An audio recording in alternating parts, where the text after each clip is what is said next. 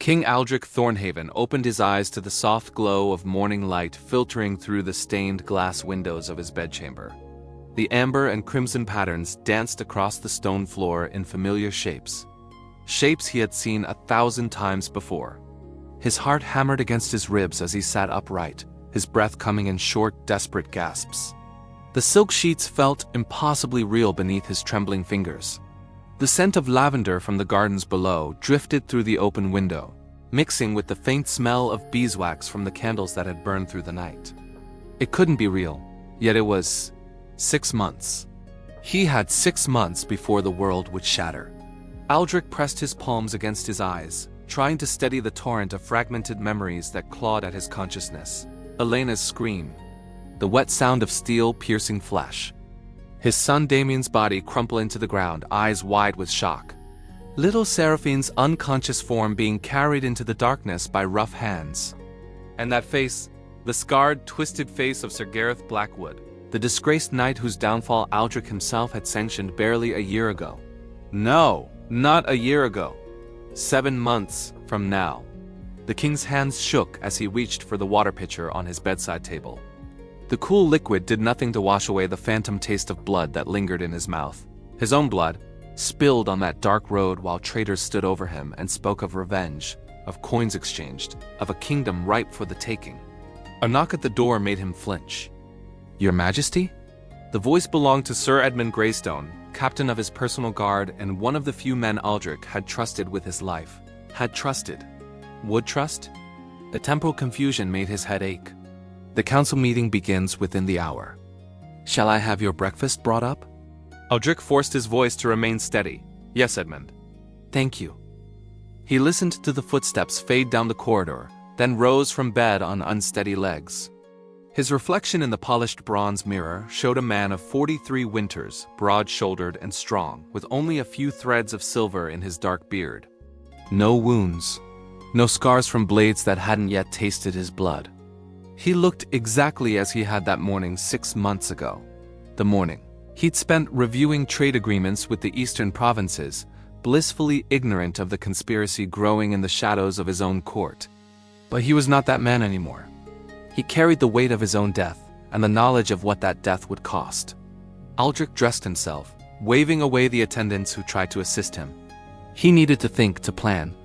The memories came in bursts, some clear as spring water, others murky and incomplete. He remembered Gareth Blackwood's words. "Someone paid handsomely for your head, your Majesty. Consider it the price of justice denied." But who had paid? The Viscount? Impossible. Theron Ashford, the disgraced Viscount of Hartmere, had been stripped of his lands and titles 3 months ago, or would be in 3 months' time for embezzling crown funds. A corrupt man, certainly, but hardly wealthy enough to orchestrate a royal assassination after his fall. No, Theron was merely a piece on the board. Someone else moved the game. The breakfast arrived. Warm bread, honey, sliced apples, and smoked fish. Aldric ate mechanically, his mind racing through the faces he knew would be at today's council meeting. Lord Chancellor Percival Whitmore, whose family had served the crown for 4 generations. High Treasurer Morgana Ravencroft, a half-elf woman whose mathematical genius had stabilized the kingdom's finances during the last drought. General Marcus Ironhelm, a dwarf whose tactical brilliance had kept their borders secure for 2 decades. Bishop Celestin, whose sermons drew crowds from every corner of the realm. Duke Harland Silverbrook, cousin to the Queen and Lord of the Northern Territories. One of them? All of them? None of them? The thought made his stomach turn. These were people he'd broken bread with, confided in, relied upon. Yet somewhere in that web of loyalty and service, betrayal had taken root. A second knock interrupted his thoughts. This time it was Elena. His wife entered with her characteristic grace, her auburn hair braided with golden ribbon, her green eyes bright with affection. She wore a gown of deep blue velvet that matched the royal colors, and the sight of her alive, whole, smiling, it nearly broke him. "Aldric, are you well?" She crossed the room quickly, pressing her cool hand against his forehead. "You look pale," he caught her hand, holding it perhaps too tightly. She was real, warm, breathing, not lying in a pool of blood on a muddy road while carrion birds circled overhead. "I'm fine," he managed. "Just a troubling dream, Elena's expression softened. The same one? Aldric blinked. Had he been having prophetic dreams before? No. He would have remembered. This was a simple excuse for his distress, and Elena, being Elena, accepted it with gentle concern. Would you like to speak about it? She asked. No, he said quickly, then softened his tone. Not yet. Perhaps after the council meeting. She studied his face for a long moment, then nodded. The children are asking when we'll visit grandmother's estate in Rivermere. I told them we'd discuss it after the harvest celebrations. Rivermere. The thought sent ice through his veins. That was where they'd been traveling when the ambush occurred, returning from a state visit to the northern provinces, passing through the back roads of Hartmere territory to avoid the flooding on the main highway. A practical decision that had cost them everything. We won't be going to Rivermere, Aldric said, the words coming out sharper than intended. Elena's eyebrows rose. But we always, not this year. He forced himself to breathe, to think. The roads are unsafe. Bandit activity has increased in the region. I haven't heard any reports of, trust me. He interrupted, then caught himself. He couldn't afford to seem erratic or unstable. Not when he needed the council to take him seriously in the months ahead. I've received intelligence that concerns me. I'd rather keep the family close to the capital until the situation stabilizes. Elena regarded him with that particular look she reserved for moments when she suspected he was keeping something from her. Which, technically, he was. But after a moment, she simply nodded. Very well, though Damien will be disappointed. He was looking forward to hunting with his cousins. Damien, his eldest son, 16 and eager to prove himself as a warrior. In 6 months, he would die with a sword in his hand, trying desperately to protect his mother. The memory of it, the future memory, made Aldric's throat tighten. I'll make it up to him, he said quietly. After Elena left, Aldric stood before the window, gazing out over the sprawling city of Thornhaven's keep. The capital stretched below like a living tapestry, market squares bustling with merchants, temples with their copper spires catching the sun, the great library where mages studied ancient texts, the barracks where soldiers trained. Beyond the walls, farmland rolled toward distant forests, and further still, the mountains that marked the kingdom's western border. All of it would continue even after his death. The kingdom would survive, it always did, but his family, his children? What future awaited them if he failed to stop what was coming? The council meeting loomed ahead, and with it, his first real test. Could he navigate the political waters without revealing what he knew? Could he begin his investigation without arousing suspicion? And most pressing of all, in a room full of trusted advisors, who among them would smile to his face while sharpening the blade for his back? The council chamber was a circular room dominated by a massive oak table, its surface carved with the sigil of House Thornhaven, a crowned oak tree with roots that spread like veins across the wood. 12 high-backed chairs ringed the table, though only 8 were currently occupied. Sunlight streamed through clear-story windows, illuminating the faces of the kingdom's most powerful individuals. Aldric took his seat at the head of the table, forcing himself to observe each person with fresh eyes.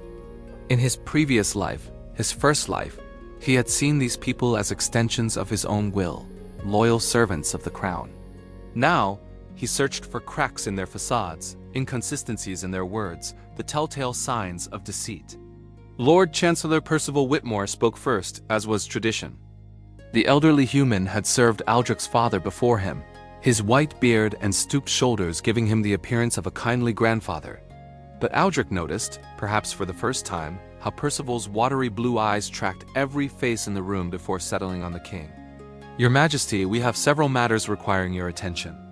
First, the petition from the Merchants Guild regarding tariffs on imported textiles from the Eastern Kingdoms. Second, the completion of the new aqueduct system in the lower city. And third, Percival paused, glancing at his notes. The final disposition of Viscount Theron Ashford's estate. There it was. The first thread. In Aldric's memory, the memory of things yet to come, Theron's trial had concluded 3 months from now, resulting in his disgrace and exile. His properties had been seized by the crown, his titles revoked. It had seemed like justice at the time, clear-cut and necessary, but what if it had been something else? What if Theron's fall had been orchestrated, a piece removed from the board to create the conditions for future betrayal? Remind me of the specifics of Theron's case, Aldric said carefully. High Treasurer Morgana Ravencroft leaned forward, her silver hair catching the light. The half-elf's angular features remained impassive as she spoke, but Aldric detected the faintest hint of satisfaction in her voice. The audits revealed systematic embezzlement spanning 5 years, Your Majesty. Approximately 70,000 gold crowns diverted from tax revenues into private accounts. The evidence was irrefutable. Irrefutable, Aldric repeated. Who conducted the audit? My office, sire, at the request of Lord Chancellor Whitmore. Morgana's violet eyes met his without flinching. We followed standard procedures. All documentation has been preserved for your review. And Theron himself? Has he offered any defense? Bishop Celestin, a middle-aged human woman whose reputation for compassion was matched only by her political savvy, spoke up. I visited him in his confinement, Your Majesty. He claims to be innocent, as many who are caught do. However, she hesitated, her fingers absently tracing the silver symbol of her deity that hung around her neck. He seemed genuinely confused by the evidence against him. I've heard many confessions in my years, and I've learned to distinguish between lies and sincere bewilderment. Theron struck me as the latter, interesting. Aldric had not known this detail before, had never thought to ask. General Marcus Ironhelm, the dwarf whose weathered face bore the scars of countless battles, grunted dismissively. Guilty men always protest their innocence, Celestin. The numbers don't lie. If the treasurer's office says he stole, then he stole. Numbers can be manipulated, Aldric said quietly. The room fell silent. Every eye turned to him. Duke Harlan Silverbrook, Elena's cousin, broke the silence with a nervous laugh. The young nobleman had inherited his title only 2 years prior, following his father's death from winter fever. Your Majesty, surely you're not suggesting that Lady Ravencroft— I'm not suggesting anything, Aldric interrupted smoothly. I'm simply noting that before we finalize the seizure of a nobleman's entire estate, we should be absolutely certain of his guilt. Bishop Celestin has raised a valid point. Morgana, I'd like an independent audit conducted by a third party. Morgana's expression remained neutral, but Aldric caught the slight tightening around her eyes. As you wish, Your Majesty. Though I must say, such measures are unprecedented. It could be seen as a lack of confidence in my office. Not at all, Aldric replied. Consider it due diligence. We live in uncertain times. I want to ensure that our processes are beyond reproach. Percival cleared his throat. A wise precaution, sire. Perhaps we might engage the services of the Golden Ledger Society? They're neutral arbiters based in the Free Cities, with no ties to any kingdom's nobility. See to it, Aldric commanded, then shifted the conversation to safer topics. Now, what of the aqueduct project?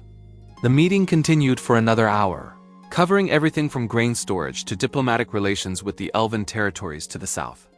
Aldric participated attentively, but part of his mind remained focused on what he'd observed. Morgana's reaction to the audit suggestion, Percival's quick offer of the Golden Ledger Society, Duke Harlan's defense of Morgana, General Marcus's certainty of Theron's guilt. Any of them could be innocent. All of them could be complicit. After the council adjourned, Aldric requested a private audience with Sir Edmund. The Knight Captain entered the king's study, his scarred face set in its usual expression of professional concern. Edmund, I need you to do something for me discreetly, Aldric began, pouring 2 cups of wine and offering one to his guard. I want you to compile a list of all knights and soldiers who've been dismissed from service in the past 2 years. Names, reasons for dismissal, current whereabouts if known. Edmund's gray eyes narrowed slightly. May I ask why, sire? I'm concerned about potential security threats. Disgruntled former soldiers can become mercenaries or worse. It wasn't entirely a lie. I don't want any surprises during our annual progress through the provinces. Edmund nodded, understanding lighting his features. You're thinking of postponing the royal tour? Aldric's pulse quickened. Here was an opportunity. I'm considering it. What's your professional assessment? The Knight Captain was silent for a moment, choosing his words carefully. The tours are popular with the people, Your Majesty. They strengthen the bond between crown and commoner. However, he paused. Security is always a challenge when we leave the capital. Too many variables, too much ground to cover. If you're genuinely concerned about threats, staying close to Thornhaven would be the safest option. Then that's what we'll do, Aldric decided. Cancel the tour. Cite security concerns and the need to oversee the transition following Theron's case. Make it sound reasonable, not fearful. Edmund bowed. As you command. Though some on the council may object. Let them, Aldric said with more confidence than he felt. The safety of the royal family comes first. After Edmund departed, Aldric spent the afternoon in the royal archives, a cavernous space filled with centuries of documents, ledgers, and records. The head archivist, an ancient gnome named Tobias Quickwell, peered at the king over his spectacles with undisguised curiosity. Financial records, Your Majesty? Specifically Hartmere Province? Going back how far? 10 years, Aldric replied.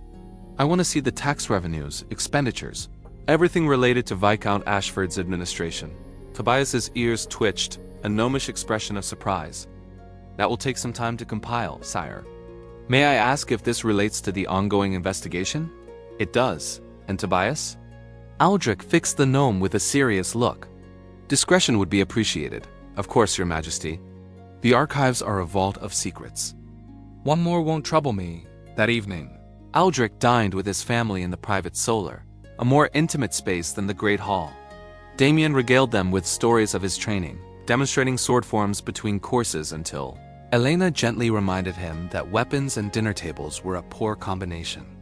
Seraphina, only 12, picked at her food while reading from a book of elven poetry, occasionally reading aloud passages that made no sense without context. Watching them, alive, laughing, safe, Aldric felt the weight of his impossible knowledge pressing down on him. How could he protect them without revealing the truth? How could he explain that their lives depended on decisions he made today? Father? Damon's voice pulled him from his thoughts. Are you truly canceling the progress? I am, Aldric confirmed. His son's disappointment was evident. But I was looking forward to seeing the Northern Territories. Uncle Harlan promised to take me hunting in the Silverwood. There will be other opportunities, Aldric said, perhaps too firmly. When? Seraphina looked up from her book, her gray eyes, so like his own, searching his face. You seem different, father, worried. Elena placed a hand on his arm. The king carries many burdens, sweetheart. We must trust that he makes decisions for our benefit. But Seraphine's gaze didn't waver. At 12, she was already perceptive beyond her years, with a mind that grasped complexities her older brother often missed. In the future that would now never be, what had become of her? Aldric's memories ended with her unconscious form being carried away. Had she been ransomed? Killed later? Used as a political pawn? The not knowing was its own torture.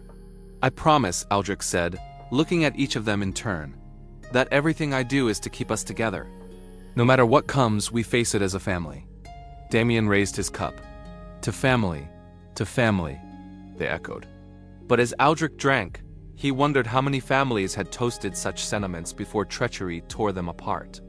And he wondered, with growing unease, whether his actions to prevent disaster might inadvertently bring it closer. 3 weeks had passed since Aldric began his quiet investigation. The independent audit was underway, though the Golden Ledger Society worked with methodical slowness that tested his patience. Edmund had delivered the list of dismissed soldiers. 93 names spanning 2 years, including Sir Gareth Blackwood, dishonorably discharged 18 months ago for conduct unbecoming a knight. The official record said Gareth had been caught accepting bribes from merchants seeking favorable treatment. But as Aldric dug deeper, aided by Tobias's discreet research, a different picture emerged. Gareth had been investigating supply chain irregularities in the quartermaster's department when he'd suddenly been accused, tried, and dismissed within a week. Unusually swift justice for a knight with 15 years of service. The quartermaster at that time? A man named Victor Blackthorne, who had retired 6 months ago on a generous pension, despite being only 52 years old. Aldric found Victor living in a comfortable villa on the outskirts of the city, far beyond what a former quartermaster's salary should afford. The king arrived without fanfare, accompanied only by Edmund, both men dressed in plain clothes. Victor answered the door himself, a stocky human with thinning hair and nervous eyes that widened when he recognized his visitor despite the simple garb. Your Majesty.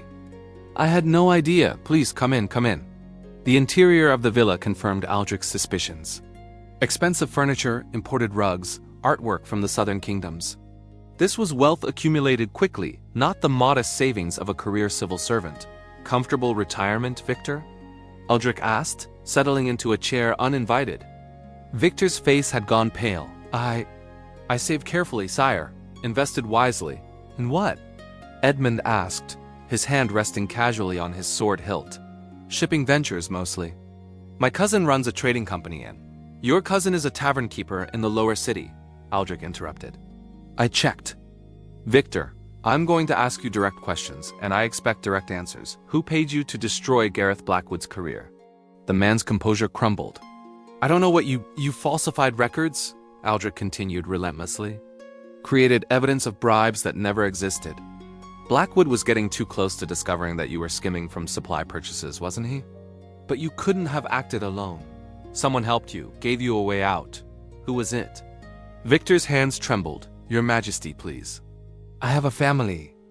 If I speak, your family will be safer if you tell the truth, Aldric said, his voice hard. Because the people you're protecting are planning something far worse than embezzlement. And when it comes to light, everyone associated with them will fall. Your only hope is to cooperate now. The silence stretched. Finally, Victor whispered, Lady Ravencroft. Aldric's blood ran cold even as his suspicions solidified. The High Treasurer helped you cover your theft? Not directly. She never spoke to me herself. It was her assistant, a man named Lucas. He approached me after Blackwood started asking questions. Said Lady Ravencroft was aware of my situation and was willing to help if I assisted with a separate matter. The Ashford audit, Aldric guessed. Victor nodded miserably. They needed someone with access to Hartmere's financial records. Someone who could adjust certain figures. Make embezzlement appear where there was none. I thought it was political, just noble houses playing their games. I didn't realize, he broke off, tears streaming down his face. I didn't realize it would go this far. Edmund looked at Aldric, his expression grim. Sire, if the High Treasurer is corrupt, then we need proof before we act, Aldric finished. Victor, you're going to write down everything. Every conversation with Lucas, every document you altered, every coin you received. And you're going to do it tonight. They'll kill me, Victor whispered. We'll protect you, Aldric promised. But you need to help us stop them. Later, in the privacy of his study, Aldric reviewed Victor's confession alongside the fragmentary memories of his own death. Morgana Ravencroft. He hadn't suspected her specifically, but it made terrible sense. As High Treasurer, she controlled the kingdom's finances, could manipulate records, could make large sums of money disappear and reappear as needed. Money to pay assassins. Money to fund conspiracies. But why? What did she gain from his death? The answer came 3 days later, delivered by an unexpected source. Bishop Celestin requested an audience, arriving at the palace late in the evening with her hood drawn up and her usual retinue absent. Aldric received her in his private chambers, sensing the urgency in her manner. Your Majesty, I must speak with you about a matter of grave spiritual concern, she began, then hesitated. Though I fear it will sound like madness, try me, Aldric said. For the past month, I've been receiving visions during my meditations. The gods sometimes grant their servants glimpses of possible futures, paths that might unfold. Usually, these visions are symbolic, requiring interpretation. But these, she met his eyes. These have been startlingly specific. I see fire consuming Thornhaven. I see the royal family torn apart. And I see a shadow council pulling strings from the darkness. Aldric's heart hammered. A shadow council? Powerful individuals who believed the kingdom would be better served by different leadership. Not foreign invaders or rebels, but members of our own nobility and administration who think the age of hereditary monarchy should end, replaced by a ruling oligarchy of the most qualified. A coup, Aldric said flatly. Not a violent overthrow, or at least not initially. They plan to discredit you gradually, make you appear incompetent or tyrannical, until the people themselves demanded change. But something shifted their timeline. In my visions, I see your death on a dark road, and everything accelerating from there. Aldric stood abruptly, pacing to the window. Who else has seen these visions? Only I, as far as I know. The gods choose their messengers carefully. But your Majesty, she rose, approaching him with unusual intensity. You've been acting differently these past weeks. Investigating, questioning, changing plans. It's as if you already knew something was wrong. Did you receive divine warnings as well? Here was the moment of decision. Could he trust her? In his memories of the future, Celestin had not been among the conspirators Gareth named. But absence of evidence wasn't evidence of absence. Yet something in her eyes, a mixture of fear and hope, convinced him to take the risk. "I died," Aldric said simply. 6 months from now, on a road through Heartmere territory. My wife and eldest son with me. I don't know how or why I've been given a second chance, but I have, and I'm trying to prevent it. Celestin's hand went to the symbol around her neck. The gods have granted you prophetic knowledge, a rare gift, and a terrible burden. Can you help me? That's why I'm here, she replied. The visions showed me something else, a meeting 3 nights hence at the old Thornwood estate outside the city. Members of the Shadow Council gathering to finalize their plans. I can guide you there. Aldric's mind raced. Who attends this meeting? I saw faces but couldn't identify all of them. Lady Ravencroft, certainly. Lord Percival. Duke Harland, the name hit like a physical blow. Elena's cousin. Family, you're certain? The visions don't lie, though they can be misinterpreted. Yes, I saw him there. Aldric sank into his chair, the weight of betrayal crushing down on him. How deep did this conspiracy go? How many people he trusted were playing false? There's more, Celestin continued quietly. In the visions, your daughter survives the initial attack. She's kept alive because the bishop paused, clearly struggling with what she had to say. Because they planned to marry her to someone of their choosing, legitimizing their regime through her bloodline. A puppet queen for a puppet throne. The fury that rose in Aldric was white-hot and terrible. They would use his child, his Seraphina, as a broodmare for their political ambitions. The thought of it made violence seem not just justified but necessary. Who, he demanded, who would they marry her to? I don't know. That part of the vision was unclear. But your majesty, you cannot act on rage alone. If you move against them too soon, without irrefutable evidence, they'll claim persecution. The kingdom could tear itself apart in civil war. She was right, and Aldric knew it. But every instinct screamed at him to act now, to arrest them all, to eliminate the threat before it could manifest. The meeting, he said, forcing calm into his voice. If we can observe it, record their conspiracy, then we'll have what we need. Celestin finished. I have a ritual that can create a sending stone, a magical recording of everything said within its radius. We place it near their meeting site, let them incriminate themselves, and present the evidence to the full council. And if they detect the magic? They won't. I'm not High Priestess because of my political skills, Your Majesty. In matters of divine magic, I have no equal in this kingdom.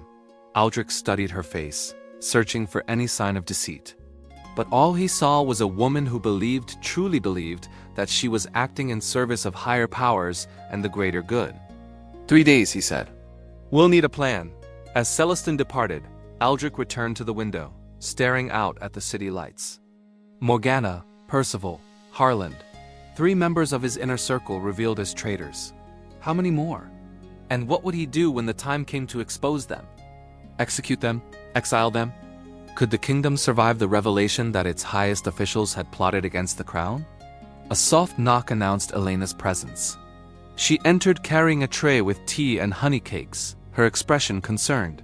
You're working too late again, she chided gently. I have to, Aldric replied. Then, because the weight of secrets had grown too heavy, he asked, Elena, do you trust your cousin? She blinked, surprised. Harland? Of course. He's family. Why do you ask? Aldric couldn't answer that. Instead, he drew her close, holding her as if she might disappear. I love you, he said. I love our children. I would do anything to keep you safe. I know, Elena whispered against his chest. Whatever troubles you, we'll face it together. But some burdens, Aldric thought, could only be carried alone. And some truths, once revealed, could never be unknown. 3 days until the meeting. 3 days to prepare. And 6 months until the attack that would now, God's willing, never come. The Thornwood estate loomed against the night sky like a skeleton, its abandoned halls and overgrown gardens whispering of better days. Once a thriving manor house, it had fallen into disrepair after the Thornwood family died out 20 years prior, their lands absorbed back into the crown's holdings. Now it served as a perfect location for clandestine meetings, isolated, forgotten, accessible only by seldom traveled roads. Aldric crouched in the darkness of the old servants' quarters, Edmund beside him and Celestine murmuring prayers over the sending stone she'd placed in the main hall. Through the cracked walls, he could see candlelight flickering in what had once been the estate's grand dining room. They had arrived hours before the appointed time, concealing themselves in the magical recording device, then waiting with the patience of hunters. Now, as the first conspirators began to arrive, Aldric felt his heart hammering against his ribs. Morgana Ravencroft entered first, her silver hair gleaming in the candlelight. She was followed by Lord Percival, moving with surprising spriness for a man of his years. Then came Duke Harland, his young face set in grim determination, General Marcus Ironhelm. 3 other nobles Aldric recognized from court. And finally, a figure who made Aldric's blood freeze, Lucas, Morgana's assistant, but with him came another man, Sir Gareth Blackwood. The disgraced knight looked different from Aldric's fragmentary memories. Leaner, harder, with a desperation in his eyes that spoke of months living rough.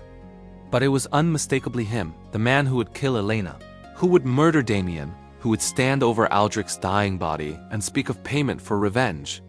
Except he was here now with the conspirators, which meant, "We're running out of time," Morgana said without preamble, taking her seat at the table. "The king has ordered an independent audit. The Golden Ledger Society is already asking uncomfortable questions. I told you the Ashford frame was too hasty," General Marcus growled. "We should have built the case more slowly." "We didn't have time for slow," Percival countered. "We needed a scapegoat to explain the missing funds, and Theron was perfect. A minor noble with just enough importance to seem significant but not enough allies to fight back effectively. The missing funds that paid for our preparations," Harland added, his voice tight. "Funds we still need. The network isn't complete. We have support in the northern territories and parts of the capital, but the eastern provinces remain loyal to the crown." Aldric felt Edmund tense beside him. The knight's loyalty was absolute, but hearing respected figures of the realm speak so casually of conspiracy clearly shook him. Gareth spoke up, his scarred face twisted with bitterness. "I've done everything you asked. Recruited former soldiers, secured the passage through Hartmere, planned the ambush down to the last detail. But I need assurances. Once the king is dead, you promise me justice, a restoration of my name, my rank, compensation for what was stolen from me. And you'll have it," Morgana assured him. "Your disgrace was regrettable but necessary. We needed someone with military skill and personal grievance. Someone the king had wronged who could carry out the attack without being traced back to us. The beauty of the plan," Percival said with evident satisfaction. "Is its simplicity? An ambush by disgruntled former soldiers and bandits. The king dies, tragically, along with his heir. We express our horror and grief. The council, already positioned with our supporters, votes to establish a regency for the young princess until she comes of age. A regency we control," Marcus confirmed. "With ourselves as regents. The transition from hereditary monarchy to appointed governance happens gradually, peacefully. By the time the girl is old enough to rule, the kingdom will have seen how much better it functions under our leadership. She'd be married to someone suitable, someone we choose, and the dynasty of Thornhaven ends not with violence, but with evolution. Progress," Morgana said, as if the word itself justified all their betrayals. "We're not monsters, gentlemen. We're visionaries. The age of kings is ending. All across the world, power is shifting to those with competence rather than bloodline. We're simply helping Thornhaven join the future." Harland shifted uncomfortably. "And if the princess proves difficult, then accidents happen," Percival replied coldly. "But it won't come to that. A 12-year-old girl, traumatized by losing her family, will be easy enough to guide. Especially with the right advisors." Aldric's hands clenched into fists. The casual way they discussed murdering his family, manipulating his daughter, it took every ounce of control not to burst from hiding and end them all right there. But Celestine's hand on his shoulder reminded him. They needed the full confession recorded. "What about the wife?" Gareth asked. "The queen wasn't part of the original plan. Collateral damage," Morgana said dismissively. "Regrettable, but unavoidable.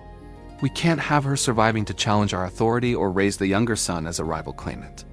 "No, the attack must eliminate all immediate threats to our authority. The timeline concerns me," Marcus said. 6 months until the royal progress. Can we maintain the pretense that long? We have to, Percival replied. Everything is keyed to that journey. The ambush location, the prepared narrative, our allies positioned to respond appropriately. If we act too soon or too late, we risk exposure or failure. Then we proceed as planned, Morgana concluded. Gareth, continue your preparations.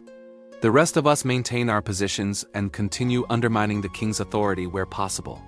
Small things, delayed reports, contradictory advice, fostering division within the council. By the time the attack comes, even his supporters will question his competence. The meeting continued for another hour, discussing logistics, timelines, contingencies. Every word was captured by Celestine's sending stone, every damning admission preserved in magical crystal. Finally, as the conspirators began to depart, Aldric and his companions slipped away through the servants' passages, retrieving the stone and making their way back to the horses they'd hidden in the nearby woods. The ride back to Thornhaven was silent, each of them processing what they'd witnessed. Only when they were safely within the palace walls did Aldric finally speak. Call an emergency council session tomorrow morning. All members mandatory, Edmund nodded grimly. And the conspirators? Will attend like everyone else. I want them comfortable, thinking themselves safe right up until the moment I reveal what we know. The next morning, the council chamber filled with its usual occupants, plus several additional witnesses Aldric had insisted upon. The high priest of the temple, the guild master of the city's merchants, representatives from the military and the mages' college. An audience carefully chosen. Aldric entered last, the sending stone in his hand. Thank you all for coming, he began, his voice carrying the weight of authority. I have called this session to address a matter of the gravest importance, treason against the crown. Morgana's face remained impassive, but Aldric saw Percival's fingers tighten on his armrest. Harland had gone pale. Before we proceed, I want to ensure everyone understands the seriousness of what you're about to witness. Bishop Celestine, would you verify the authenticity of this recording stone? Celestine stepped forward, examining the crystal with practiced expertise. This is a divine sending stone, Your Majesty, created through the sacred ritual of truth's witness. It cannot be tampered with or falsified. Whatever it shows occurred exactly as recorded. Then let us see what transpired at the Thornwood estate 3 nights ago. As the stone began to project its memories into the air, images and voices of the conspirators planning his murder, Aldric watched the chamber descend into chaos. Gasps of shock, cries of outrage, some council members rising from their seats in horror. He watched Morgana's mask finally crack, her face draining of color. Percival seemed to age 20 years in an instant. Marcus sat motionless, the fight gone out of him. And Harland, Elena's cousin, family, buried his face in his hands. When the recording ended, silence filled the chamber. Seize them, Aldric commanded, and Edmund's soldiers moved swiftly, arresting the conspirators before anyone could react. Gareth Blackwood, who had been dragged to the session from the dungeons where Edmund had quietly arrested him at dawn, simply bowed his head in acceptance. The trials that followed were swift but thorough. The evidence was irrefutable. The confessions, some defiant, some desperate, confirmed every detail. In the end, the law demanded justice, and justice in cases of high treason was execution. Aldric watched the sentences carried out from the palace walls, Elena standing beside him with Damien and Seraphina. His children needed to understand the price of crown and kingdom, the reality that their lives would always attract those who saw them as obstacles to power. Elena whispered, tears streaming down her face. Harland was family. He believed he was acting for the kingdom's good, Aldric replied quietly. They all did in their way. They saw monarchy as outdated, themselves as visionaries bringing progress. And perhaps in another world with different methods, they might have been right. But when you're willing to murder children for your vision of progress, you've lost any moral authority you claim to have. In the weeks that followed, Aldric worked tirelessly to fill the gaps left by the conspirators' removal. New counselors were appointed, carefully vetted, their loyalties tested. The independent audit cleared Theron Ashford, who was restored to his titles with profuse apologies and compensation. Victor Blackthorn, in exchange for his testimony, was given a reduced sentence and sent to live out his days in quiet exile. The kingdom adjusted as kingdoms do. Stories spread of the king who had uncovered a vast conspiracy, who had saved the realm from shadowed oligarchy. Some versions painted him as divinely blessed with prophetic visions. Others suggested he'd been tipped off by foreign spies. Aldric neither confirmed nor denied any of it, letting the mystery serve as its own protection. But late at night, when the palace slept and he stood alone in his chambers, Aldric thought about the price of this victory. Good people, or people who thought themselves good, had died. The kingdom's leadership had been shaken. Trust, once broken, took years to rebuild. And always the question haunted him. What if he'd been wrong? What if, in changing the timeline, he created new problems, new conspiracies, new threats he couldn't see? One evening, 6 months after the trials, on the very date when, in that other timeline, he would have died on a dark road, Aldric gathered his family for a private dinner. No servants, no formality, just the four of them sharing a meal. "Father," Serafina asked, her gray eyes curious, "do you ever wonder what would have happened if you hadn't uncovered the conspiracy?" "Every day," Aldric admitted. "Would we have died?" Elena shot her daughter a sharp look, but Aldric held up a hand. The girl deserved honesty. "Some of us would have," he said, "and the kingdom would have changed forever. But we didn't," Damien interjected, his young warrior's confidence unshaken. "Because you stopped them. That's what matters, was it?" Aldric wanted to believe so. But he'd learned that time was more complicated than simple cause and effect. Every choice created ripples, consequences that spread far beyond the initial decision. "What matters," he said finally, "is that we use this second chance wisely. That we remember how fragile trust is, how easily power corrupts, and how constant vigilance is the price of the crown."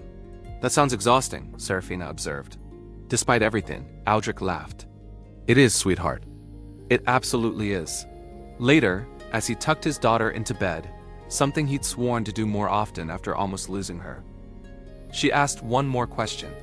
"Do you think they were entirely wrong? The conspirators, I mean, about monarchy being outdated?"